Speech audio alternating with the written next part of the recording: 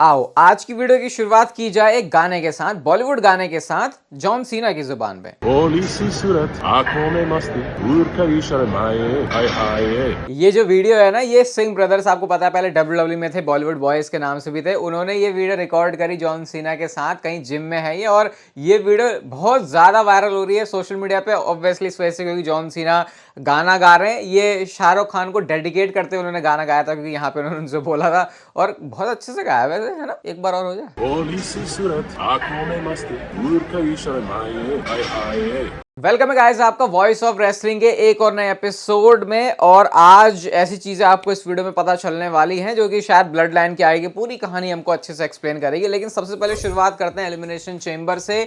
और ऑस्ट्रेलिया में जो इवेंट होने जा रहा है, ग्रेसन वॉलर ऑस्ट्रेलिया के ही बंदे हैं, तो उन्होंने अपने ट्विटर अकाउंट पे ट्वीट किया जहां पे वो बता रहे हैं कि आई थिंक वो फ्लाइट में है यहाँ पे, अगर मैं सही हूं तो, या कहीं तो वो जा रहे हैं। और यहाँ पे वो लिखते हैं कि चलो कोई तो वो बंदा है जो डब्ल्यूडब्ल्यू में अपनी स्टोरी को फिनिश कर सकता है, क्योंकि उन्होंने अपनी जो बुक है वो पढ़ना फिनिश कर दिया था। ऐसे करके उन्होंने जो शॉर्ट्स है वो कोडी रोड्स के ऊपर लिए। और ये जैसे बात निकल गई है, वैसे तो है नहीं कि डब्ल्यूडब्ल्यू ने जाके बोला वो ग्रेसन वॉलर को कि ऐसे करो। ऑब्वियसली हील में है वो बंदा, तो वो ऐसी अगेंस्ट में बोल सकता है बेफेस के। लेकिन जब आप सोचो कोई बंदा अपना प्रोमो भी राइट करता होगा रॉ के शो के लिए, स्मैकडाउन के लिए, या किसी बड़े शो के लिए, कहीं के लिए भी, तो उसके दिमाग में ऑलरेडी वो चीजें खिचड़ी पकती रहती है, उसके बाद जाके वो प्रोमो ऐसे डिलीवर होता है। इसलिए ग्रेसन वॉलर इतने अलग फील होते हैं, मतलब सिर्फ इस वजह से नहीं कि उन्होंने ऐसा सोचा, बट यस वो हमेशा अपनी चीजों के ऊपर काम कर रहे हैं। सीएम पंक के बारे में बात करते भाई, तो सीएम पंक ने थोड़ी सी गुड न्यूज भी दिया, थोड़ी सी बैड न्यूज भी दिया। क्या दूं, चलो पहले बैड न्यूज देता हूं। बैड न्यूज ये है कि ऐसा लग रहा था कि शायद 4-6 महीने बाद, रेसलमेनिया के ठीक बाद आ सकते हैं सीएम पंक,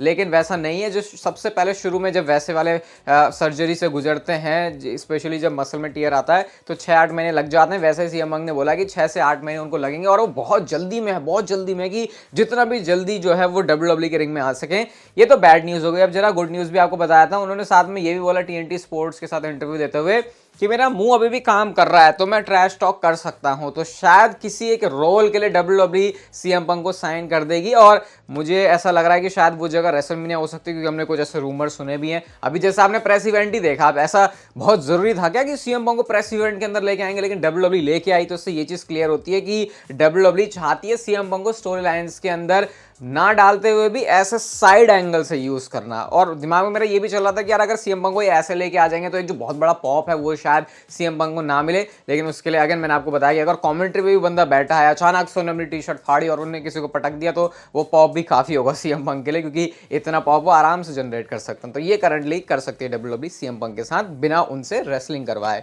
ड्रू मैकिंटायर के बारे में जरा बात कर लेते हैं। तो ड्रू मैकिंटायर ने ये बताया कि उनके पूरे प्रोफेशनल रेसलिंग के करियर में सबसे तगड़ा बंप उन्होंने आज तक कौन सा फील किया है। तो ड्रू मैकिंटायर ने सबसे पहले तो ये बोला कि मेरी अल्टीमेट वीकनेस है हेल इन अ सेल वाले मैचेस। अभी हेल इन अ सेल वाले मैचेस उन्होंने कंपीट भी किए, रैंडी ऑर्टन के साथ किया था, बॉबी लैशली के साथ किया था। तो वहां पे उन्होंने बोला कि वो जो एक हेल इन अ सेल से मैं गिरा था, जो रैंडी ऑर्टन ने मुझे टेबल के ऊपर गिराया था, वो जैसे चिपके हुए थे वो बिल्कुल स्पाइडर की तरह, वो उनको इतनी तगड़ी तरीके से फील हो, और कहते हैं कि भाई ग्रेविटी कोई चीज है, उससे तगड़ी कोई चीज नहीं है। और जब मैं गिरा तो भाई मेरे को अपनी सारे बॉडी के उर्जे पुर्जे नसें सब फील हो रही थी, इतना तगड़ा बम था मेरे लिए वो। तो ड्रू मैकिंटायर के पूरे डब्ल्यूडब्ल्यू के करियर में ये है उनका अब तक का सबसे तगड़ा वाला बंप। अंकल हाउडी की बात करते तो अंकल हाउडी का जो ट्विटर अकाउंट है, स्पेशली जब अंकल हाउडी के टीजेस है वो सारी चीजें हो रही थी ब्रे वाइट के टाइम में, तो ये बहुत एक्टिव था। यहाँ पे उन्होंने एक ट्वीट किया है, सिंपली ब्रे वाइट के साथ यहाँ पे वो खड़े हुए हैं। अभी ये तो हमको पता है कि बो डायलस को लेकर डब्ल्यूडब्ल्यू कुछ तो स्टोरी प्लान कर रही है। अंकल हाउडी शायद कंटिन्यू करने वाले ब्रे वाइट की लेगेसी को, उसके बारे में कुछ क्लैरिटी नहीं है, बट डब्ल्यूडब्ल्यू ने रखा जरूर है उसको अपने दिमाग में। शायद एक परफेक्ट प्लान के साथ डब्ल्यूडब्ल्यू उसको एग्जीक्यूट करने का सोचे। अब तो ऐसा लग रहा है कि शायद रेसलमेनिया के बाद ही होगा, क्योंकि जैसे सीजन होते हैं ना, तो डब्ल्यूडब्ल्यू का एक जैसे हमारा साल खत्म होता है, फाइनेंशियल ईयर खत्म होता है, तो वैसे डब्ल्यूडब्ल्यू का भी ईयर होता है जो रेसलमेनिया के बाद नया शुरू होता है। तो शायद उसके बाद हम कुछ ऐसा ब्रे वाइट या फिर अंकल हाउडी की स्टोरी लाइन में एक्सपेक्ट कर सकते हैं। एडब्ल्यू के बारे में कुछ आपको ऐसी बात बताता हूं जो कि मुझे देख के सही नहीं लगी। अब देखो कुछ तो लोग ऐसे हैं जो कि एडब्ल्यू के बारे में बिल्कुल ही बकवास ही बोलते रहते हैं, चाहे अच्छा भी हो रहा, मतलब एक वही सेम चीज अगर एडब्ल्यू के रिंग में होगी तो बकवास हो गई, वही चीज डब्ल्यूडब्ल्यू के रिंग में हो गई तो वो अच्छी हो गई। तो ऐसे वाले फैंस भी हैं। देखो मैं कहीं पे स्टैंड नहीं करता, मेरा बिल्कुल न्यूट्रल पर्सपेक्टिव रहता है, आपको पता ही है। हाँ, ज़्यादा बात नहीं करता AEW के बारे में, क्योंकि भाई वो बात करने भी नहीं देते बहुत सारी। और कुछ लोगों को लगता है कि मैं एक्सक्यूज़ दे रहा होता हूँ कि AEW की वीडियो में के बारे में नहीं पता, क्योंकि मेरे को बनानी नहीं है। अरे भाई, जब चीज़ें होती हैं मैं बताता हूँ। वो रिस्क वाले फैक्टर के साथ आए थे, पता नहीं उनके साथ ऐसा क्यों है भाई। WWE बहुत टाइम से है, तो शायद इसलिए ऐसा नहीं करते। मैं पता नहीं कहीं ले गया बातों को। लेकिन हुआ क्या, ये एक ट्विटर हैंडल है, आई थिंक ये LA नाइट के बहुत बड़े वाले सपोर्टर है। यहाँ पे इन्होंने लिखा कि बस मैंने इतना ही पूछा था कि मैलाकाई ब्लैक यानी कि एलिस्टर ब्लैक को सिंगल्स मैच कब मिलेगा, तो AEW के ऑफिशियल ट्विटर अकाउंट ने उनको ब्लॉक ही कर दिया। ये बहुत अजीब है, क्योंकि अगर कोई मतलब कुछ भी गलत चल रहा हो, अगर इस नज़र से कोई देखेगा कि यार एक कंपनी है, इतनी बड़ी कंपनी है, प्रोफेशनल रेसलिंग में वो है, और WWE की बात सबसे ज़्यादा मार्केट उसने लिया हुआ, और वहाँ के ऑफिशियल हैंडल से ब्लॉक हो रहे हैं बंदे, तो ये बहुत अजीब है। चलो कोई एक सिंगल मतलब कोई इंडिविजुअल अकाउंट होता तो मानते भी, उसमें भी कई ऐसी बातें हो जाती कि यार इसने ब्लॉक कर दिया, मतलब ऐसे कैसे ब्लॉक कर दिया, क्योंकि ब्लॉक करना फिर आपको पता है ना, थोड़ा वैसे क्राई बेबी वाली फील आती है उसको लेके। तो यहाँ पे इसके नीचे एक बंदे ने लिखा भी है कि लगता है कि टोनी खान ओवर टाइम कर रहा है और अब वो AEW का जो ट्विटर अकाउंट है उसको भी संभाल रहा है। तो ये तो नेगेटिव इम्पैक्ट ही डालती है कंपनी के ऊपर।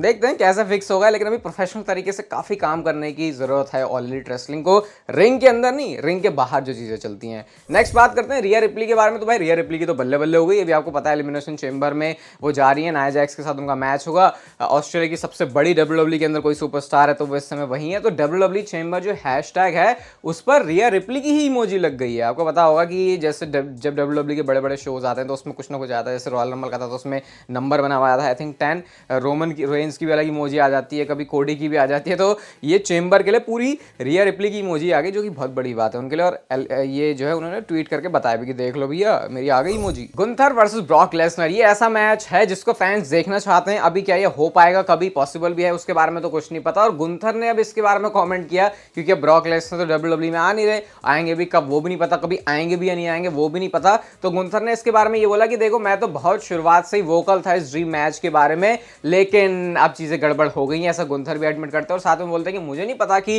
क्या ब्रॉक लेसनर कभी दोबारा आने वाला है या फिर नहीं, लेकिन ब्रॉक लेसनर अगर आ रहा है तो मैं अभी भी इस आइडिया के साथ पूरी तरीके से ओपन हूं। गुंथर के लिए बुरा फील हो रहा है यार वैसे, क्योंकि मतलब हम तो ऐसा हमारा पर्सपेक्टिव है कि हम फैन वाले नजरिए से देखते हैं और गुंथर और ब्रॉक का मैच, लेकिन उनका ही नजरिया नहीं होता। उनका नजरिया होता है, जैसे जितने मैंने प्रोफेशनल रेसलर्स से कभी भी जाके बात की, उनका ही नजरिया होता है कि ये कितना टफ एथलीट होगा रिंग में, जब ये मुझे पटकेगा तो मुझे कैसा फील होगा, जब मैं इसे पटकूंगा तो इसे कैसा फील होगा। तो इस नजरिए से फिर जो प्रोफेशनल रेसलर्स हैं वो देखते हैं। तो ये नजरिया गुंथर को तो नहीं मिल पाएगा अभी, तो ऐसा लग रहा है। बट देखते हैं आने वाले कुछ सालों में अगर कहानी, चीजें, थिंग्स WWE के अंदर चेंज होती है। तो कल की मंडे नाइट रॉ की बात करते हैं भाई, तो बहुत धांसू होने वाले कल की रॉ। जो पूरा कार्ड है वो तो इस समय यहाँ पर आप अपनी स्क्रीन के ऊपर देख सकते हो।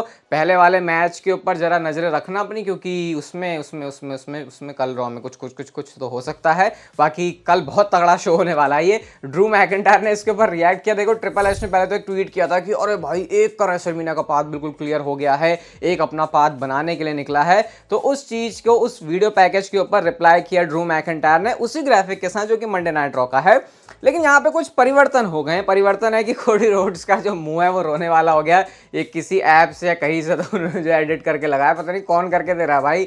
ड्रू मैकिंटायर ने कोई अलग से बंदा हायर कर लिया है क्या, जिसको मीम्स वगैरह इन सब की नॉलेज है? ड्रू मैकिंटायर खुद इसमें इतना घुसे हुए हैं अपने ऑलरेडी इतना बिजी शेड्यूल में से टाइम निकाल के। तो ये बहुत फनी चीज़ हो रही है। कल बहुत धांसू मैच होने वाला भाई। ये मुझे ऐसा लग रहा है कि शायद क्लियर विनर तो नहीं निकलेगा इस मैच का, लेकिन इंटरेस्ट फैंस का फुल है अभी से इसमें। ये एक रिएक्शन भी जॉनी गार्गानो ने डाला, क्योंकि कल भी उनका मैच है। तो उन्होंने वो जो DX वाली है ट्रिपल एच और HBK की जो फोटो है उसमें फोटोशॉप करके लगा दिया है खुद को, और यहाँ पे नीचे R-Truth भी खड़े हुए हैं। तो मीम वाला काम तो बढ़िया चल रहा भाई WWE सुपरस्टार्स का। सोशल मीडिया के ज़माने में जहाँ पे मीम पहले तो मीम को बोलते थे, मीम बोलते हैं मेमे, वो तो बहुत लोगों को पहले, मतलब मैं भी मेमे ही बोलता था, बहुत टाइम लगा समझने में। बट अब तो भाई नेक्स्ट लेवल पे जा रहा है मीम वाला जो सारा सीन है। डाइजैक यानी कि NXT के सुपरस्टार, शायद T-Bar के नाम से भी आप नहीं जानते हो, लेकिन डाइजैक बोलो भाई, T-Bar नाम वो खुद भी नहीं बुलवाना चाहते अपने आप को।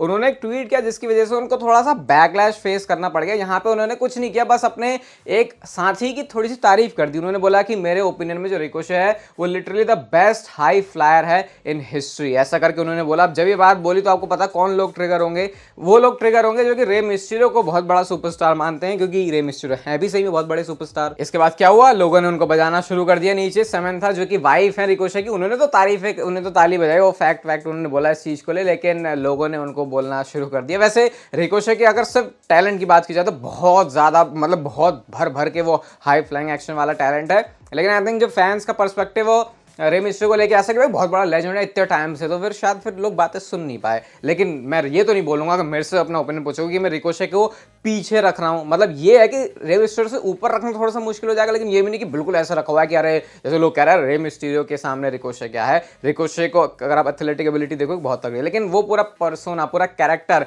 जो रे मिस्टीरियो के पास अपना लेजेंड वाला स्टेटस है, उसको मैच कर पाना तो यार वैसे कह सकते हैं कि मुश्किल वाली बात है। रिकोशे को बहुत आगे जाके काम करने की जरूरत होगी, तब जाके शायद वो स्टेटस ले पाए मेरी नजर में। बाकी ओपिनियन है किसी का तो वो भी ठीक है।